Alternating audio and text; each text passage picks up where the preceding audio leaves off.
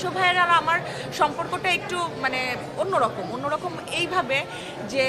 নিশো ভাই আমি জানি না খুব কম আর্টিস্টদের সাথে মনে হয় তুই করে বলে বা এরকম মানে আমাকে হলো তুই নিশো ভাই আমি মানে হয়েছে এটা হ্যাঁ হয়েছে ভাই আরেকবার দিই হয়তো সে সেট থেকে চলে গেছে সিন শেষ মানে আমি রিকোয়েস্ট করতে উনি আবার এসে হয়তো বলছে আচ্ছা কর কিন্তু আমি জানি আগেরটাই ভালো হয়েছে উনি বলছে আগেরটাই ভালো এটার থেকে তো এই যে আদরটা আমাকে করেন এই যে স্নেহ করেন এই যে একটা অভিভাবকের মতন সব সময় আমাকে ভালোটা ভালো বলেন আমার খারাপও অনেক কিছু নিশো ভাই আমাকে বলেন এটা তোমার ঠিক না এটা ভালো না তো এই তো শিখছি শুধু যে অভিনয় শিখছি সেটা না ব্যক্তি জীবনেরও অনেক কিছু শিখছি তো আই এম রিয়েলি ব্লেসড যে আমার এই যে যাদের নিয়ে আমি বসে আছি এদের প্রত্যেকে আমার এক একজন অভিভাবক এক একজন আমাকে শেখাচ্ছেন এক একজন আমার এই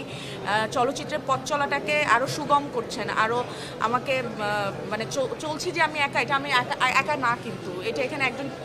সারিয়া শাকিল আমার পাশে একজন নিশো ভাই আমার পাশে একজন শিহাব শাহিন আমার পাশে মানে এগুলো না আমার জন্য অনেক ব্লেসিং আমি আসলে কৃতজ্ঞতা শেষ করতে পারবো না বলে এবং অবভিয়াসলি আমার অডিয়েন্স এবং আপনারা যারা আমাকে অনেক অনেক ভালোবাসা দিচ্ছেন